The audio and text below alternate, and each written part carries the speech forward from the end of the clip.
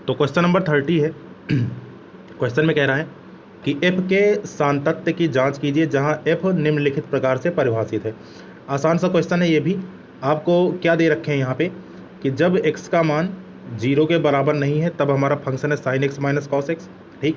और जब एक्स बराबर 0 के है तो फंक्शन हमारा कैसा है, -1 के बराबर है, ठीक है। तो सबसे पहले जहाँ पे मना करते हैं वहाँ पे निकालते हैं लिमिटिंग वैल्यू। तो फंक्शन की लिमिटिंग वैल्यू क्या हो जाएगी, है ना, limit X tending to 0 F x बराबर, है ना, और यहाँ पे फंक्शन की जगह क्या रखेंगे, sine x minus cos x. तो limit extending to 0 F x बराबर limit extending to 0 sine x minus cos x. Limit यहाँ पे डायरेक्ट अप्लाई जब करोगे, है ना, एक्स बराबर जब 0 रखोगे तो देखिए ये आपका कितना हो गया, ये हमारा हो जाएगा साइन 0, है ना, माइनस कॉस 0। अब साइन 0 की वैल्यू आपकी 0 हो गई और कॉस 0 कितना हो गया, 1 हो गया। तो 0 माइनस 1 कितना आ गया है आपका, ये -1 आ गया, ठीक है।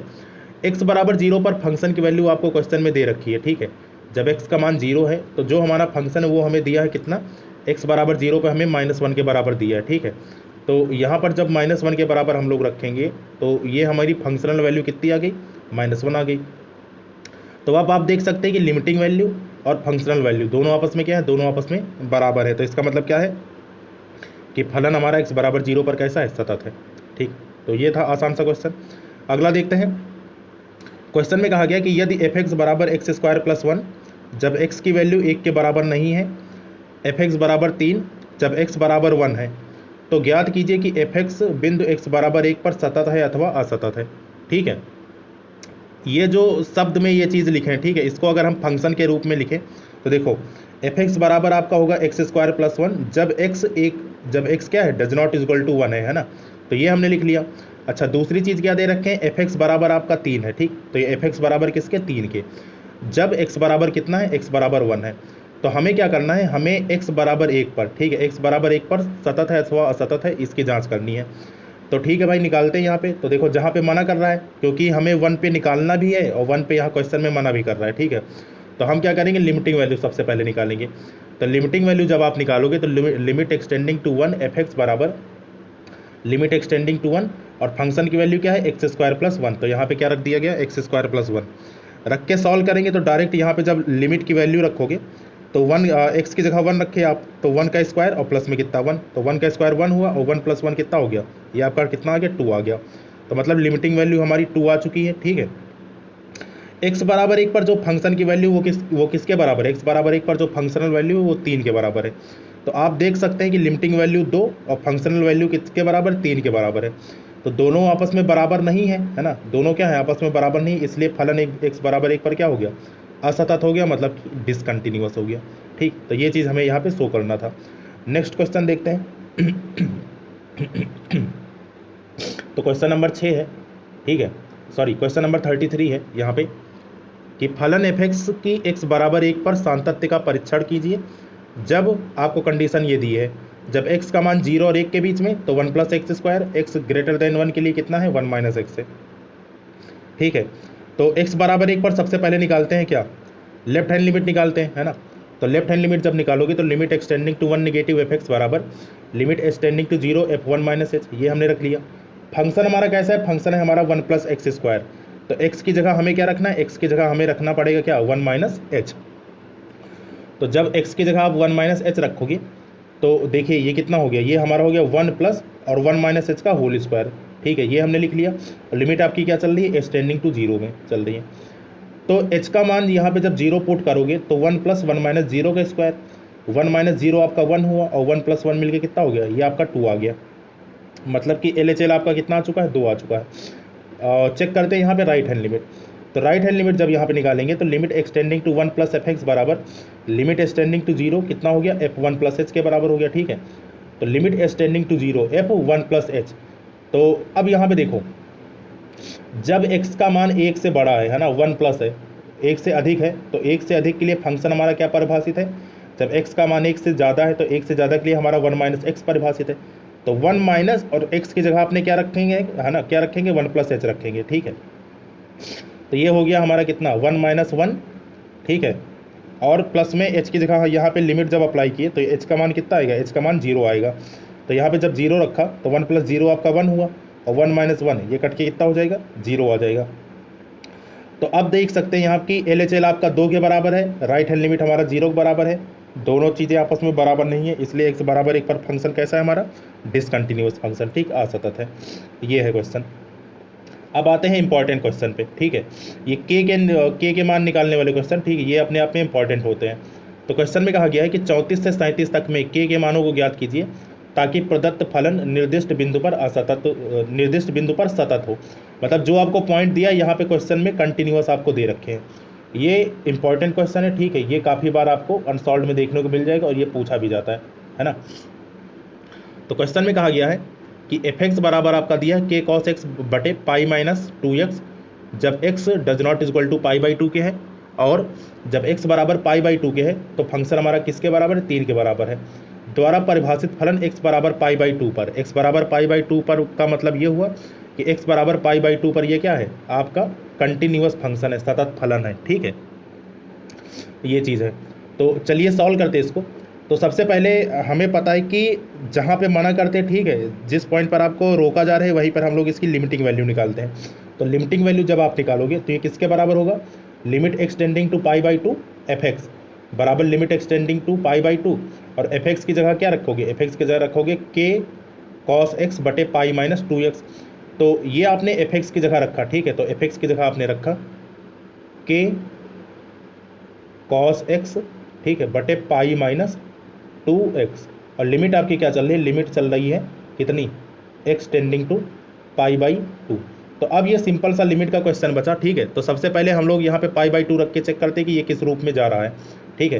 तो इसको हमने पाई बाई 2 रख के चेक किया, तो देखो ऊपर हमने रखा k cos x की जगह हमने रखा पाई बटे 2, ठीक है, बटे pi minus 2 into pi by 2। तो देखो यहाँ दो से 2 कटेगा, ठीक है, हर में आपका 2 से 2 कटा, तो हर में कितना बचा, pi minus pi, pi minus pi का मतलब कितना हो गया, 0 हो गया, ठीक।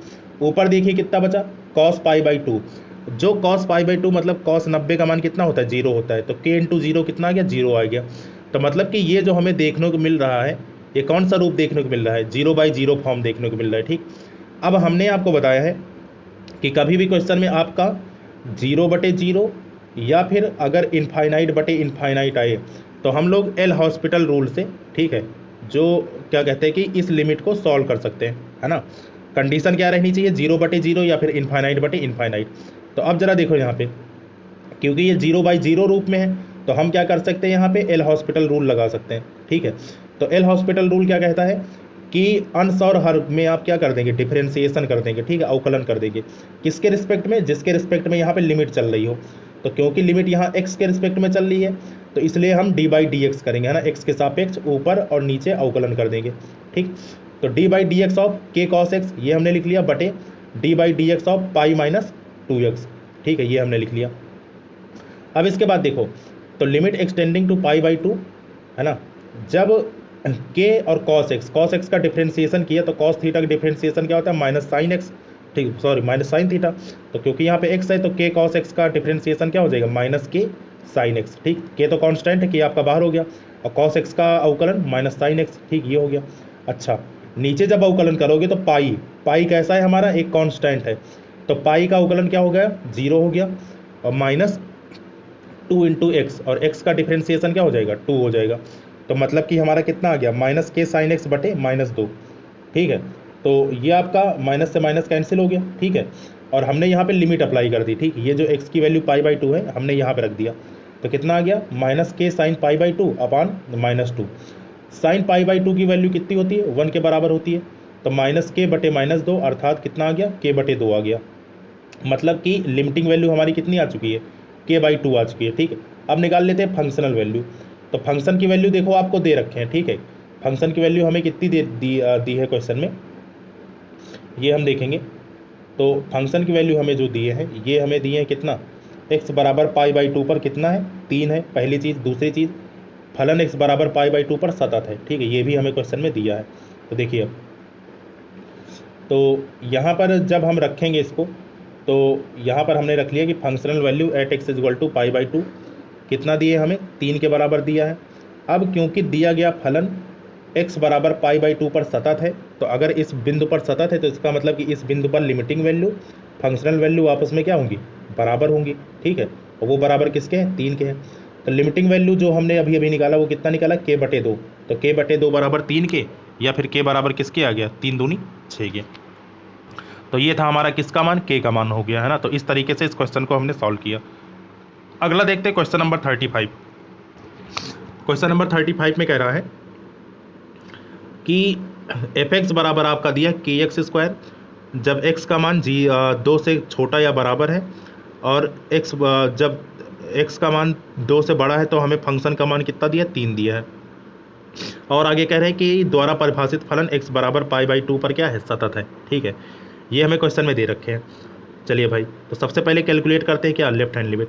तो लेफ्ट हैंड लिमिट जब आप निकालोगे तो ये कितना हो जाएगा, limit x tending to 2 negative f(x) बराबर limit s tending to 0 f2 - h, है ना।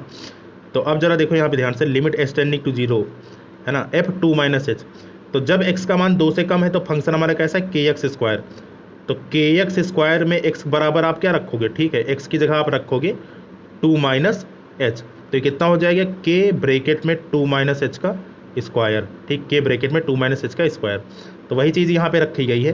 तो देखिए, ये जब आपने यहाँ पर रखा इसको, है ना, तो ये कितना हो गया, ये हमारा हो गया k 2 - h का स्क्वायर, है ना। अब यहाँ पे h का मान जब 0 आप रखोगे, ठीक है, लिमिट अप्लाई करोगे, तो k 2 - 0 का स्क्वायर, तो 2 का स्क्वायर कितना हो गया, 4। तो मतलब LHL हमारा कितना आ गया, 4 के आ गया।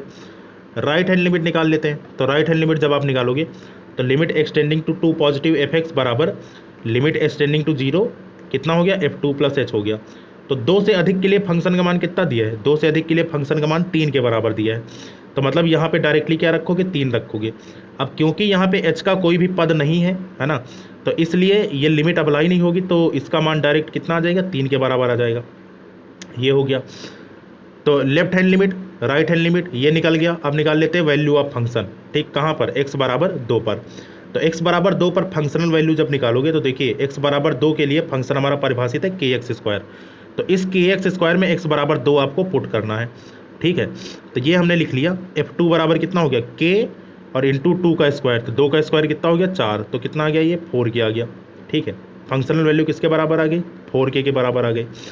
तो अब चूंकि जो फलन है वो x बराबर 2 पर कैसा है, सतत है, तो इसका मतलब कि left hand limit, right hand limit और फंक्शन की वैल्यू सब आपस में क्या होंगी, बराबर होंगी। ठीक है, तो left hand limit 4k, right hand limit 3, और क्या कहते हैं कि फंक्शन की वैल्यू कितना, 4k। तो किसी दो को इक्वेट करा दो आप, है ना। तो इन दोनों को इक्वेट जब कराएंगे तो 4 के बराबर किसके है, 3 के, या फिर k बराबर किसके हो जाएगा, 3/4 के। तो यहाँ से k का मान आ गया।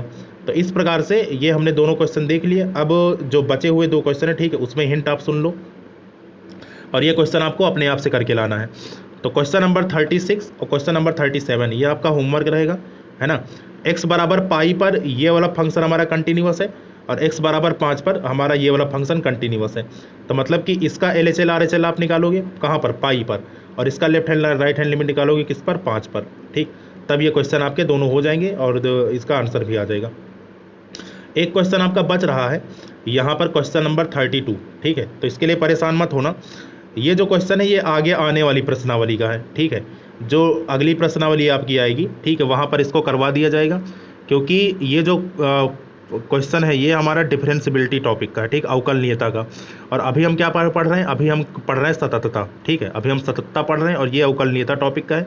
तो इस क्वेश्चन को मार्क करके रख लीजिएगा। ठीक है, तो ये क्वेश्चन हमारा अगले चैप्टर में काम आएगा। ठीक, इसको हम अगले चैप्टर में करवा देंगे।